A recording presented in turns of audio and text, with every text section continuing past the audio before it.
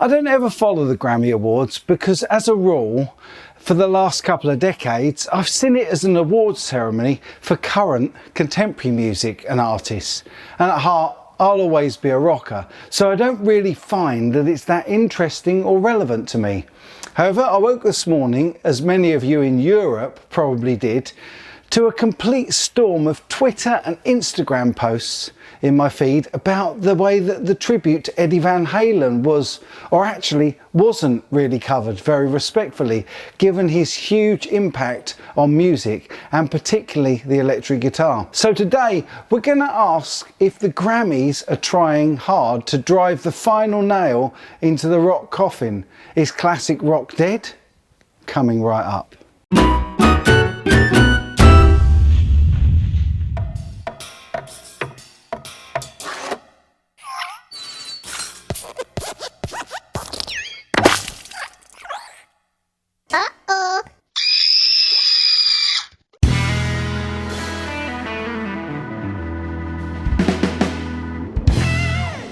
Let's start by saying that the Grammys really are a contemporary music award ceremony and not a rock and roll hall of fame. And there have been so many new breakthrough artists that really needed to be promoted and properly covered this year. Again, I didn't watch it, but I understand from watching my buddy Rick Beato's live stream about lip syncing that it was a great show with some really cool performances. However, there were tributes paid to major stars that we lost in the past year, including tributes to Little Richard, John Prine and Jerry Marsden, among others. I also understand that in the opening there was a list of artists that we've lost and that Eddie didn't even make that list. That to me just can't be right, as Eddie was one of the biggest influences on guitar since Jimi Hendrix, and as far as the mainstream's concerned, I would have expected him not only to make the list but to also have been tributed on a par with Little Richard. I think his reach and influence are easily as wide and far-reaching. What do you think?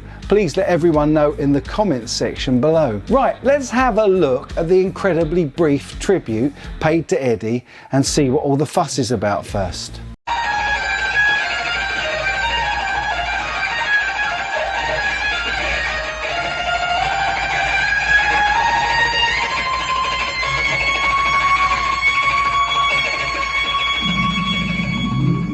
My first inkling of this tribute and how seemingly the Grammys allegedly disrespected Eddie came from the Instagram message by his son Wolfgang Van Halen, who posted, "The Grammys asked me to play Eruption for the In Memoriam section and I declined. I don't think anyone could have lined up to what my father did for music but himself.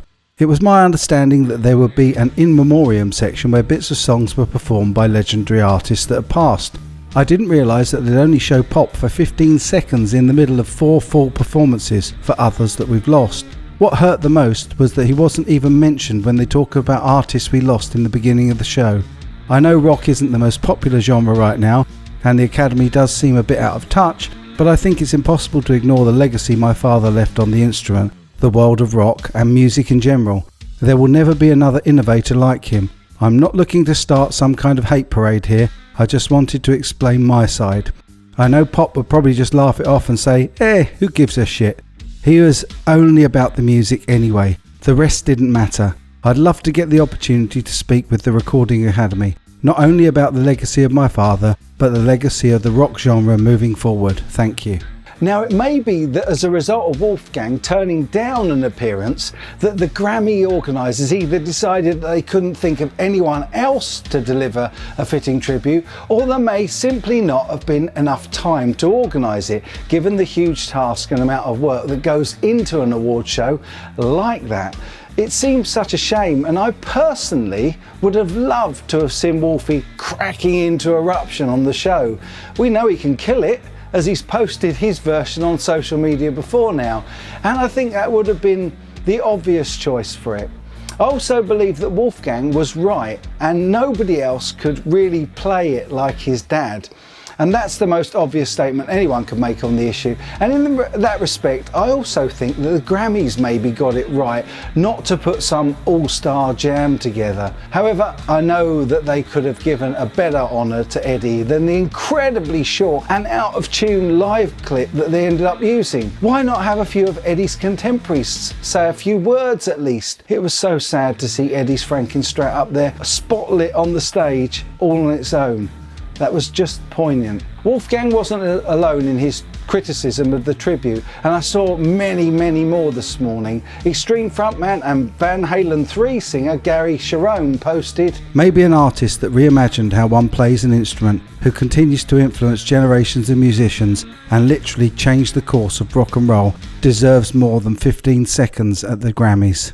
Long live the King." Also, radio and media presenter Eddie Trunk was among those rendered speechless by it too. He said, "I'm sorry, I'm still beside myself processing that they didn't even mention Eddie Van Halen in the opening of the Grammys. And they did mention artists we lost. Even by their standards, I'm stunned. I'll stop for now because I'm literally speechless at what I just saw/heard." However, I think the most profound statement, and possibly the longest too, was by another of my guitar heroes, Nuno Bettencourt, who said, "I'm coming at you today not as a guitarist or a musician, but instead a lifetime mega fan of pop, R&B, rock, funk and hip hop, from Prince to Black Sabbath. And knowing how music is the soundtrack to our lives, I'm sad and disappointed with my industry, specifically an institution that we as artists revere as a holy grail achievement. You would think, considering his impact on rock and roll, that the Grammys would have given the legend of Edward Van Halen more than 15 seconds of a humiliating live clip that ended in a flat note. Not only was the clip disrespectful, but not to get a tribute performance from his legendary guitar peers is shameful and missed a historical opportunity. Why? Not just because of his iconic band Van Halen, but Edward single-handedly, or should we say double-handedly, reimagined, reinvented and changed the way the instrument would be played forever. He took what only a few icons before him, like Berry, Hendrix, Page and May did, and like an advanced alien species from the future, shocked the world and sent guitar playing into the stratosphere with a perfect balance of technique, soul and creativity that not even the icons I mentioned before him could have dreamt up. Even more astounding, his innovation continuously outdid the last, with album after album after album making our jaws drop, all with a big smile on his face. Like Jordan with basketball, Edward would change how guitar would be played forever. On last night's broadcast, it should have been the world's greatest current guitarists up on that stage performing a medley tribute of EVH's greatest moments. And imagine the finale where the end of the medley all playing together the guitar solo that got him the Jordan-esque global recognition. The solo that Edward threw down for another king of pop. Beat It. At the very least, if the Grammys didn't want to waste airtime on rock and roll, they could have taken advantage of Michael Jackson's name and had Bruno Mars sing Beat It with an iconic guitarist ripping the solo. Anything other than the 15 seconds of Eddie they callously threw on there. But honestly, the writing has been on the wall for decades, but it wasn't until last night it hit hard that rock and roll has been forgotten and left behind. Not by its fans, thankfully, or the artists keeping it alive and well, but definitely in our mainstream music industry of auto-tune driven vocals and pushing buttons chosen over actual musicians playing instruments. Look, there are great bands coming, and some great bands still rocking. Rock is not dead and will never die, but its respect is hanging by a thread. And for what rock and roll did for nearly a century to get us here to all these different genres, it deserves just a little more respect and has earned the right to celebrate at the Grammys. But who gives a bleep what I think? Either way, see you at the next rock concert. Long live rock and roll. I couldn't agree more with Nuno, and this is why I asked the question if the Grammys' treatment of Eddie Van Halen is actually the final nail in the coffin of mainstream rock music. So few of the younger generation these days seem to be into rock music as they were even a decade ago. Now, I'm not saying that rock will die out entirely and disappear. We still see influence and resurgence of even 50s, 60s and 70s music proliferate the charts from time to time. And so the rock and metal of the 80s and 90s will always have a following. But a while back, I did a video asking if John Mayer would be the last guitar hero. And this makes me think back to that with the thought that maybe the heydays of stadium rock could be fast behind us. Time and tide wait for no man, and I think the same might be said of music genres and styles too. Personally, I'd be gutted to think that my generation and a few from the generation below me will be the last to enjoy rock and roll in all its glory. I know that there's quite a surge in new metal genres these days, but compared to mainstream contemporary chart music, it's a very small fish in a very big pond. I know that COVID and the lack of gigs, especially massive festivals over the last year, have also had a major impact on live music, and particularly the rock scene. But is this really the beginning of the end? It's just a question. I'm far from saying it is. That's for you to tell me in the comments section below. I have to say that I believe it's not, and that we'll get back to the download festivals, the Wackens, Nebworths and Glastonburys really soon. And I truly hope that a new generation of rock rebels will infiltrate the void being left in the genre by some of the youngest current generation.